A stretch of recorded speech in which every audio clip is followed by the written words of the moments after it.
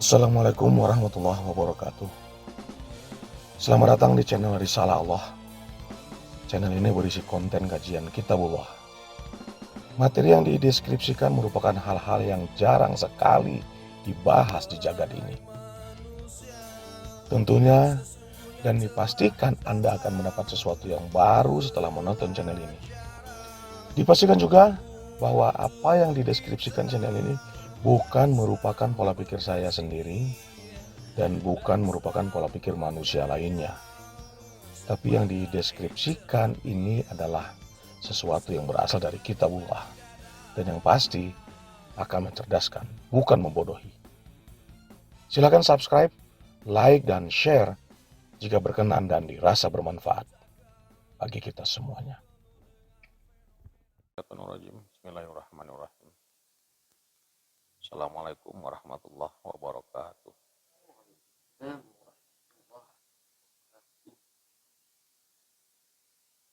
Alhamdulillah. Alhamdulillahilladzi hadana li hadza wa ma kunna linahtadiya laula an hadanallah. Asyhadu an la ilaha illallah wa asyhadu anna Muhammadar Rasulullah. Allahumma shalli wa sallim ala asrofil anbiya'i wal mursalin wa ala alihi wa ashabihi ajma'in. Hamba-hamba Allah, kita lanjutkan kajian kita. Kali ini kita ikuti kelanjutan versinya Aziz, misalnya, yaitu tentang penyakit kolbu. Penyakit kolbu. Baru sampai yang ketiga ini ya, Jis ya.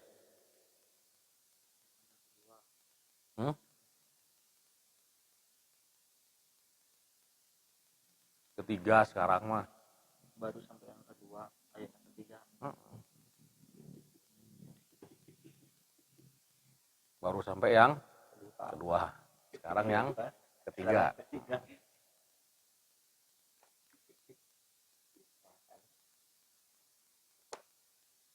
Yang pertama apa? Mutakabbirin. Apa ciri-ciri orang yang menderita penyakit kolbu mutakabbirin ini? Dia itu suka mendebat. Mendebat ayat-ayat.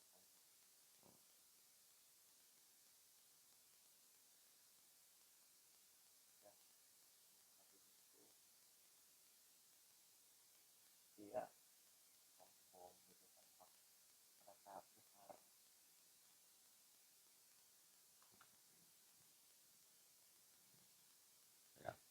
Kalau ada orang yang mendebat,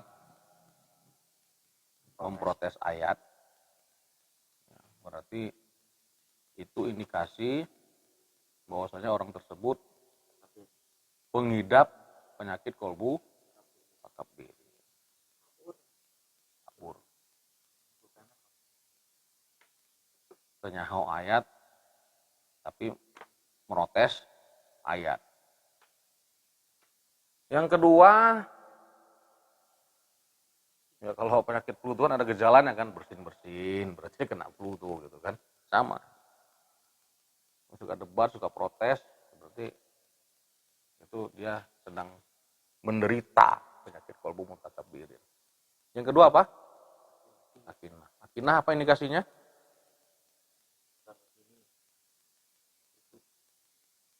Indikasinya apa? menerima, tidak mau menerima Allah, menolak, ibarat langsung. Gimana, Sal? Setelah Sebabnya, nah, cukup puas dengan ilmu yang ada sama dia saat ini, sehingga tidak mau lagi menerima ayat-ayat yang hak dari Al-Quran. Bahaya kan? Ayo. Bahaya. Kudu baca Quran mah.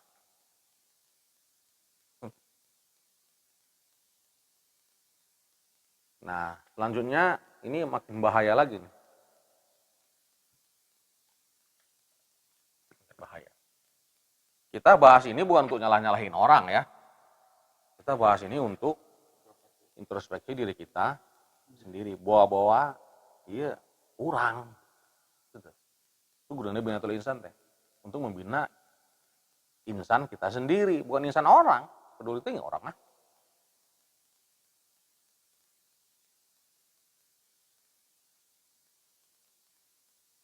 Coba dulu terjemahkan sesuai dengan kemampuan kalian.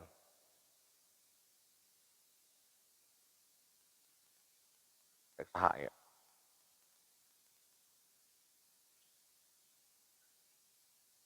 Istilah kalian itu istilah yang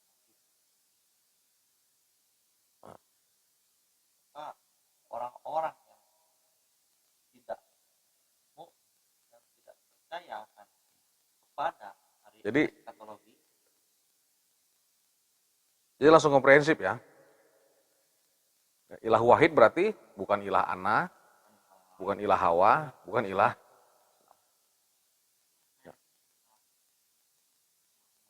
Bukan ilah ana, bukan ilah hawa, bukan ilah, tapi ilahu wahid. Saha eta?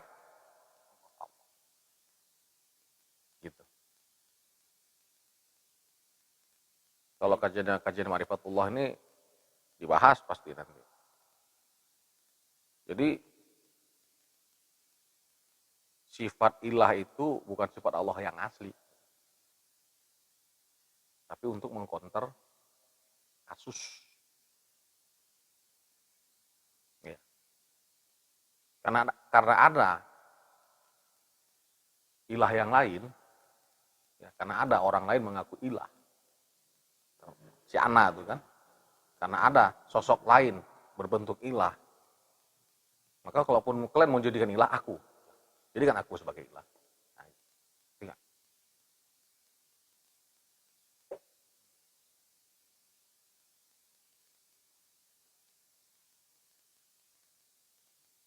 Kalau saya buat gini ngerti nggak? Ilah.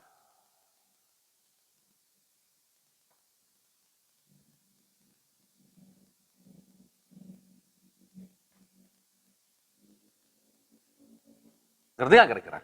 Seperti Ngerti nggak kira-kira, Bu? Coba, gimana maksudnya? Jadi ilah itu kan Tuhan, bukan Allah. Jadi manusia itu menganggap Tuhan itu tidak hanya tidak menganggap kepada Allah, tapi kepada umpamanya dirinya sendiri atau kepada patung. Coba lebih sederhana lagi. Lebih sederhana lagi. Dia tidak mentuhankan Allah. Dia tidak mentuhankan Allah. Jadi ini harus dihapus, Bu ya. Kita jangan lagi menerjemahkan ilah itu sebagai Tuhan. Dihapus.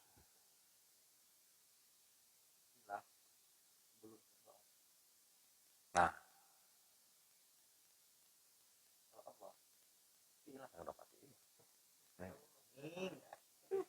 ilah itu belum tentu Allah. Karena ada ilah hawa, ilah ana, ilah asman. Tapi Allah udah pasti ilah.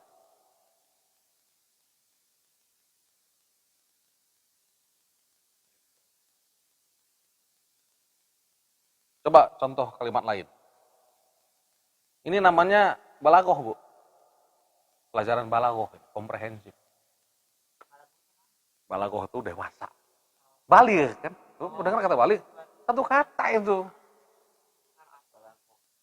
Jadi ilmu balaghah itu artinya apa? Ilmu dewasa, kalau orang dewasa 17 tahun ke atas sama. Coba kasih contoh kalimat yang lain. Salah. Iya. Anu yang Ibu apa? Panas. belum tentu api. Kapan dinu eta Iya. Panas bukan api. Betul. Tapi api sudah pasti panas. Berarti paham. Tanda paham itu berarti bisa bikin kalimat yang sama. Orang Ya. Ya, Pak. Ini pemintaran loh, Bu. Jadi kita teh ngaji teh jangan hanya disuruh mendengar aja. Oh, Masya Allah. Astagfirullahaladzim. Tapi bodoh ya terus umur hirup. Menutup aurat belum tentu orang baik. Ya belum paham berarti. Eh? Kalimat yang sepadan. Mana mah pasti hal ya. Bu. Buah bukan gedang. Bisa. Satu tulis Pak Abi. Aduh. Buah bukan gedang. Enggak sebenar. Oh, siap. Tapi gedang udah pasti. Buah. Tapi awas ya. Bukan buah dalam bahasa Sunda ya. Ya, Bukan gitu. buah. Iya, iya bisa.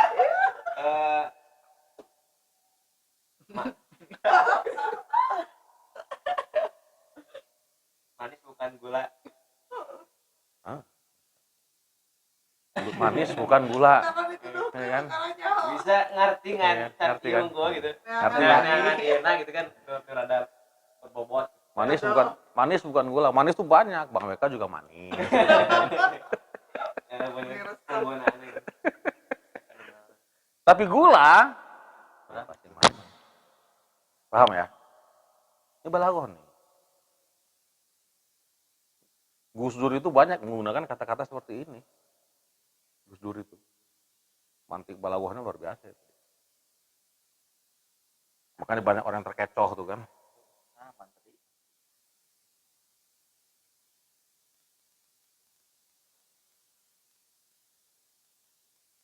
Jadi kalaupun kalian mau mengilahkan sesuatu, maka ilahkanlah yang wahid. Yang tunggal. Jangan mengilahkan yang banyak. Jangan mengilahkan sesuatu yang banyak, yang wahid. Jangan yang isnin, salatun, arbaun, khomisatun, citatun, sab'atun. Yang wahid.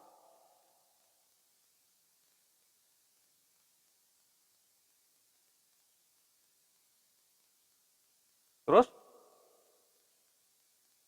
maka namun, yang cocok kan namun kan. Namun,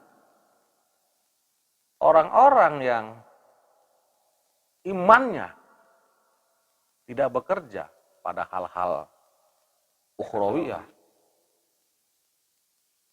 Pada banyak itu muhasabah, sahabat, sudah berparadigma eskatologi. Jadi orang-orang yang tidak ada paradigmanya pada eskatologi, kolbu mereka mungkirah. Coba lihat tabel. Mungkirah itu dari kata apa?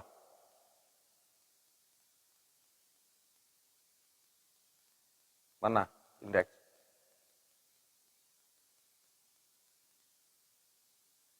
Dari kata apa? Mungkirah.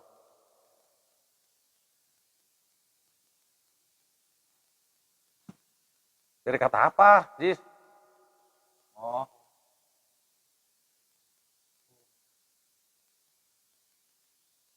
Nakaro. Nah, coba lihat, benar nggak?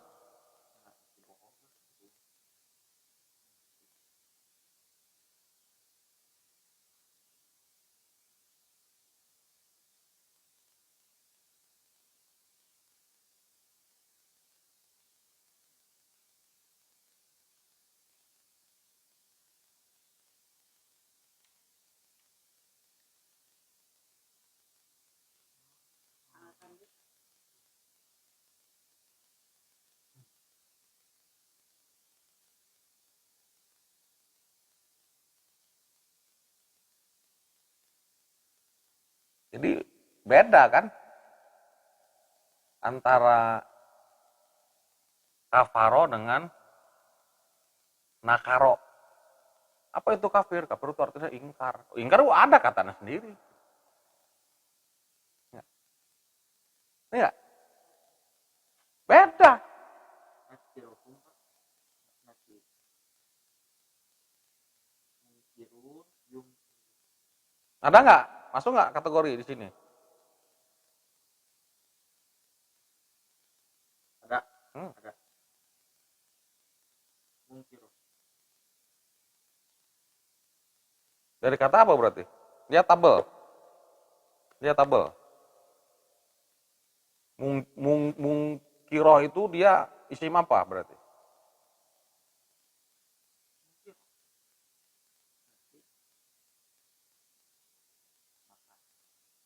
Bener itu kamu sebut wae.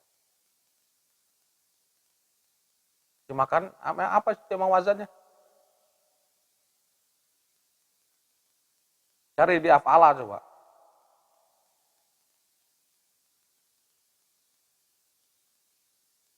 Muf'ilun. Apa itu? Fa'il. Nah, dari kata apa? Kata afala. Berarti ini dari kata apa? Dari kata Ang. karo. Itu loh. Susah gak sih? Kata-kata angkara itu. Angkara murka. Kan? Itu loh. Ini tafsir yang paling mudah itu dari lafaz.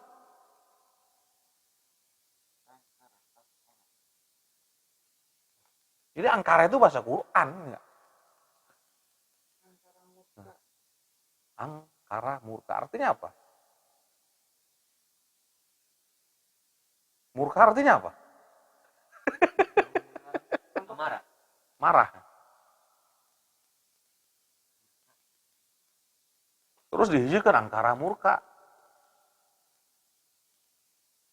Orang yang mengingkari pasti bawaannya marah terus, murka terus.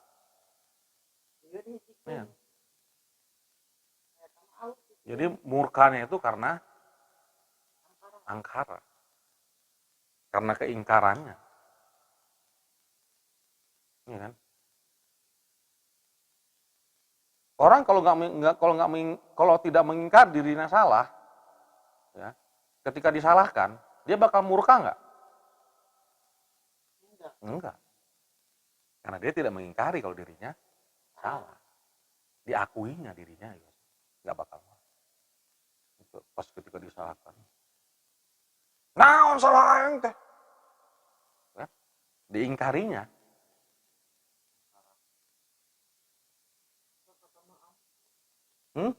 Kalau kata Mbah Am. Karena diingkarinya. Nah, itu sebabnya kolbu nih kan, kolbu mereka mengingkari. Wahum mustakbirun. Sebab ada sifat istakbar.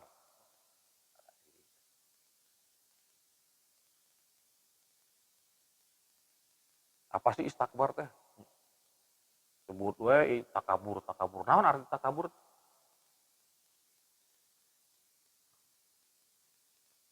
Ada alif cinta kan? Ada cita. Dia menciptakan karisma. Dia menginginkan sebuah kewibawaan. Sok berwibawa.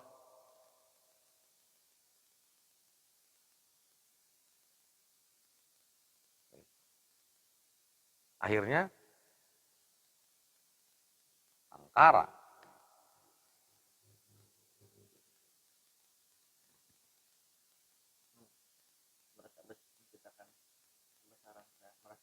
Iya, merasa besar teh. Merasa besar teh. Akhirnya orang-orang yang sudah merasa besar, dia tidak akan pernah merasa Kecil. salah. Yang itu Iya. benar. Yang itu benar. Nggak akan pernah merasa salah. Ayangnya teh bener wae.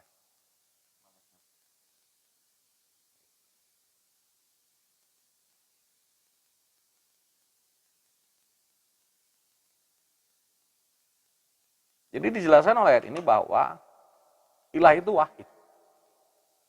Ilah itu wahid. Tunggal. Tapi orang yang tidak beriman pada akhirat atau eskatologi, akhirat itu bagian dari eskatologi, termasuk eskatologi. Artinya eskatologi itu hal-hal atau ilmu yang berkaitan dengan kehidupan akhir.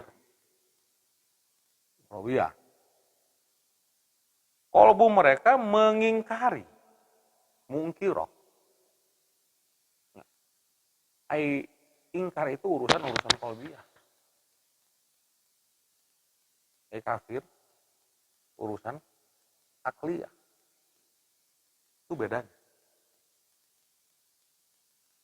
Jadi bahaya mana? Bahaya ingkar apa bahaya kafir? Dua nana. Bahaya dua nana. Tapi kalau pertanyaan ada, lebih bahaya mana?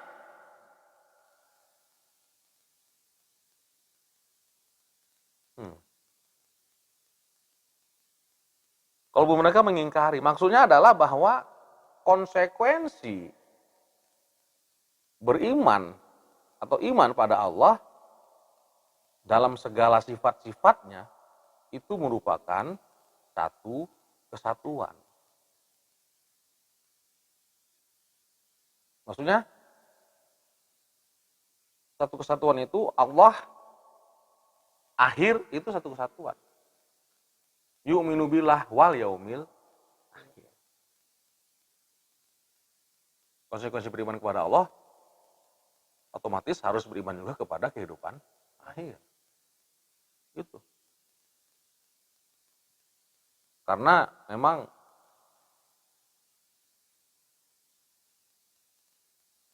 yang paling terpenting sekali yang selalu diulang oleh Al-Qur'an, yaitu iman pada Allah otomatis iman pada akhirat. Sekarang orang yang mengaku iman kepada Allah ini konon, bagaimana akhiratnya? Bagaimana iman pada akhiratnya?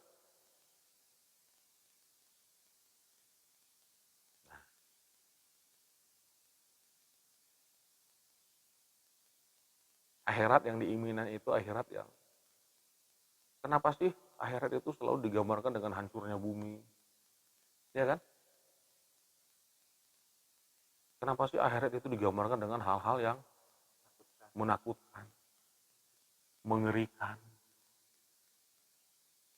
Nah, berarti pertanyaannya, ini Allah ngaku nih, beriman pada Allah, tapi lihat iman pada akhirnya.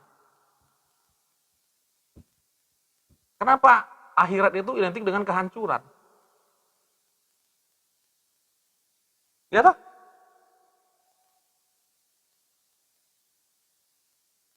Nanti bumi, wah, gitu kan? Nanti langit, wah. Berarti ininya masalah ini. Ininya masalah nih. Iman pada Allahnya berarti Allah itu bukan penghancur. Allah itu pencipta, bukan penghancur. Nanti di akhirat ditusuk pantatnya, jos. Hah? Ya kan? Itu kan akhirat yang kita imanin kan dari semenjak SD ditanamkan kan? Relevan enggak? Begini. Kira-kira relevan, sejalan enggak kira-kira? Allah itu Rahman Rahim, bukan penyiksa. Yang ditakutkan orang akan akhirat itu kan. Makanya sibuk-sibuk pada siap bekal. Kudu siapkan bekal. Tekudu nyiapkan bekal. Allah nggak membekal, nggak ngasih bekal. Nah, mungkin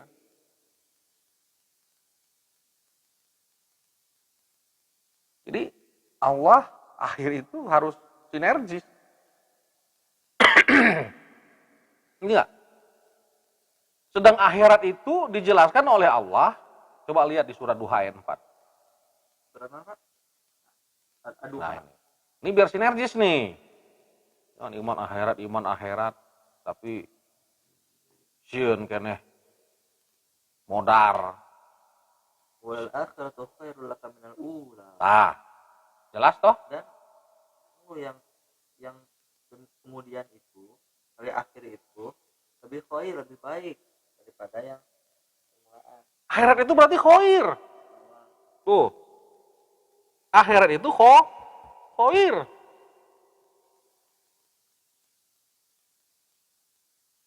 Hah?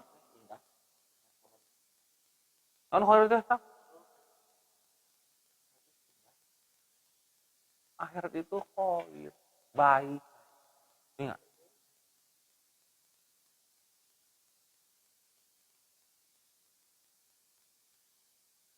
Ikhtiar itu dari kata sini. Ikhtiar itu artinya memilih yang terbaik.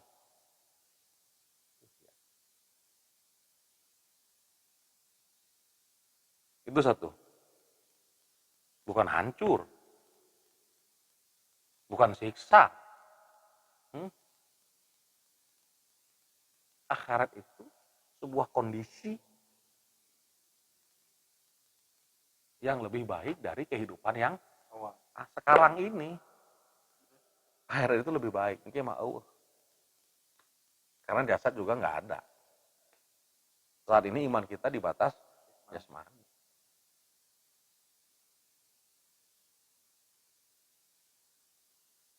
Itu satu. Ya. Jadi biar sejalan antara Allah dan yaumil akhir. Jangan sampai kata Allah seperti yang di surat Al-Baqarah tuh, coba lihat. Ayat 8 apa ayat 9 itu. Kabu. Peminat.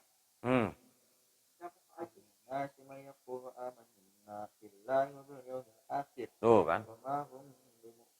Nah, naon cenah? Dan di antara manusia, meureun urang di dalamnya eta teh termasuk. Ya. Ada yang berkata. Kami beriman kepada Allah. Dan yaumil akhir. Kalau naon? Padahal sebenarnya mereka belum. Ayo. Enggak. Jadi yang menentukan iman kita sudah beriman atau belum, siapa yang menentukannya? Allah. Awas, tong GR. Tong GR. Kurang ngaji itu sih.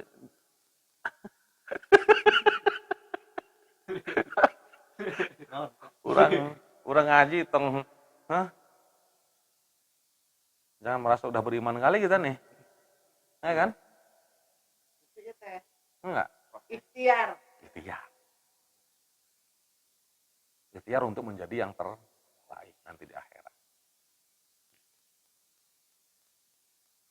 Jadi ikhtiar itu, Bu, lain urusan dunia, Bu. Enggak?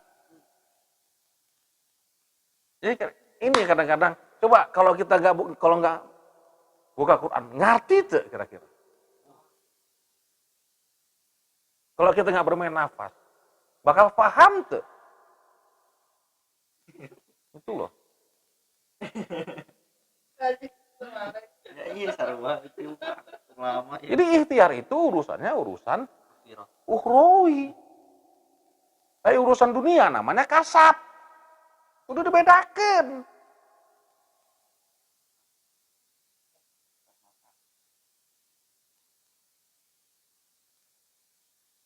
Berarti Pak, wama di dia teh makna tidak. Yang mana? Tadi Wa mahum tidak. Mereka itu belum. Mereka itu tidak beriman. Mama. Tidak. No.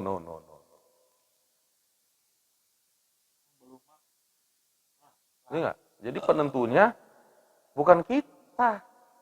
Iman itu bukan pengakuan. Gitu loh.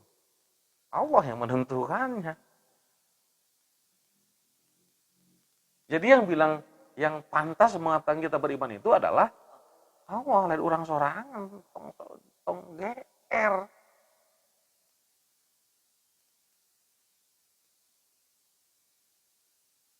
Gitu.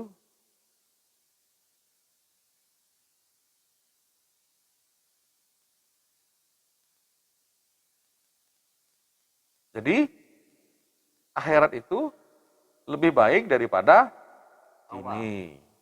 Buka lagi Isra 21.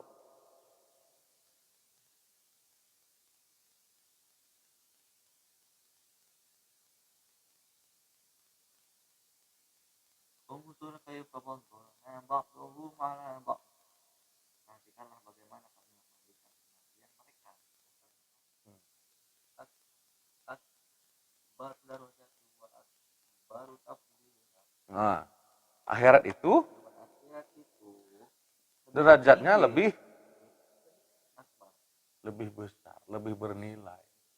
Ngerti nggak? Tuh. Nih, akhirat nih.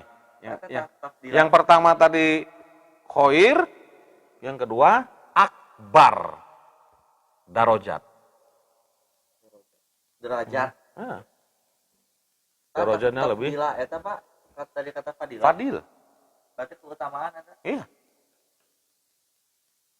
Jadi keutamaan. Iya.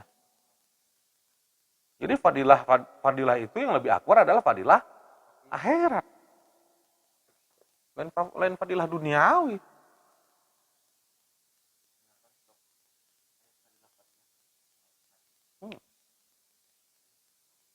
Itu yang kedua. Yang ketiga 87 17. Berapa? 87. 17.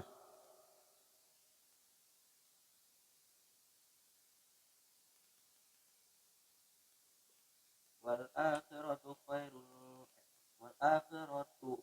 wa abqa. Dan Itu lebih baik dan bako. Ya kan? Bako itu artinya tidak terkena hukum relativitas. Tidak relatif. Ya. Bako itu tidak relatif. Tidak fana. Tidak nisbi. Ya.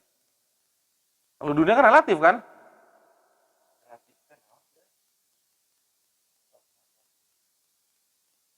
Enggak.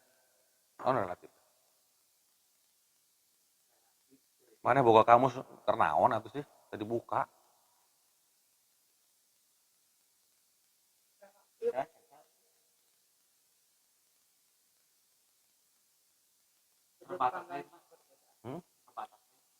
Buka kamus.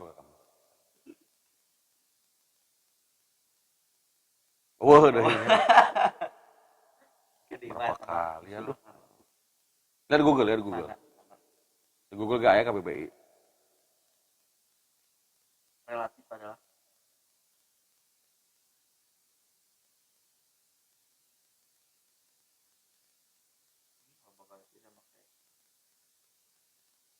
oh nisbi Pak berasal dari kata berbahasa Latin itu artinya berhubungan dengan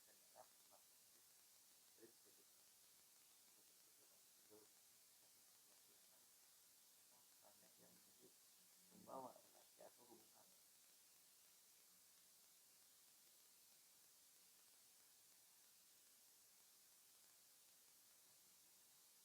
Wah, cantik itu relatif. Artinya tidak pasti. Tidak standar. Tidak ada standarnya. Ngerti nggak?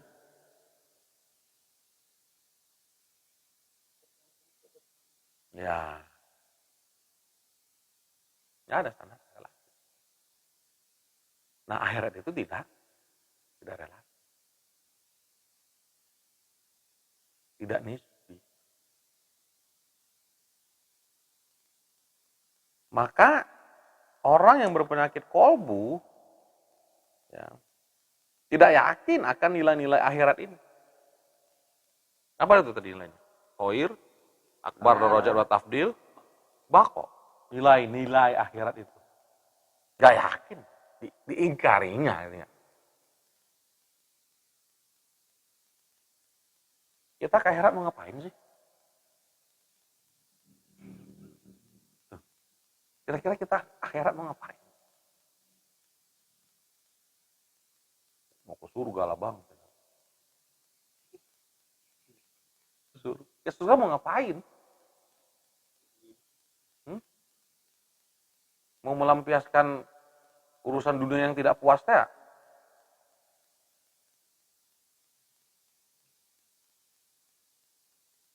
Siapa yang khair? Kalau nilai-nilai akhirat adalah khair, berarti siapa di sini? Enggak. Siapa yang akbar? Allah. Siapa yang bako?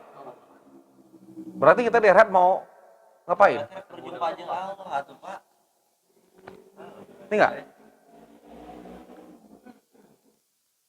Jadi yaumil akhir itu adalah yaumillah. Ngerti enggak? Makanya kalau beriman kepada Allah, berarti ketemu dengan Allah. Di akhirat itu dia pasti ingin ketemu dengan Allah. Ya, gitu loh. Surga itu hanya gitu. Ya.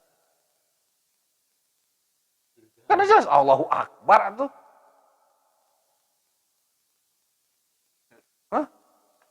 Ayo orang ke di surga senang-senang. Oh. Gitu kan? Ongkang-ongkang suku.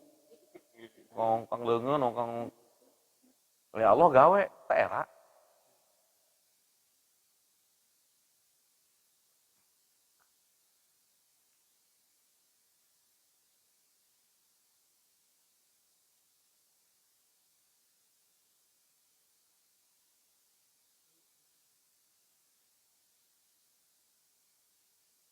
Jadi dia tidak menemukan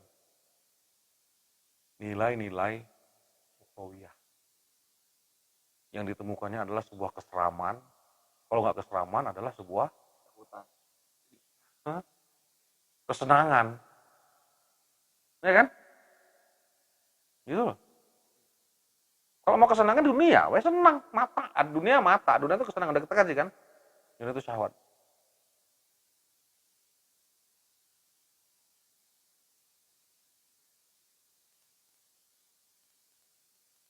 Nah, ini dewasa ya. Jangan salah tangkap nih. Nah, jadi orang yang punya penyakit kolbu mungkiro ini dia mengutamakan kehidupan kini atau duniawi atau sekuler yang fana, nisbi, relatif yang akan hancur. Namanya fana pasti akan hancur. Jadi penyakit materialis atau hubud dunia inilah awal penyakit ini, penyakit kolbu mungkirah. Karena dia materialis dan hubud, akhirnya mengidap penyakit mungkirah. Bagaimana penyakit mungkirah itu?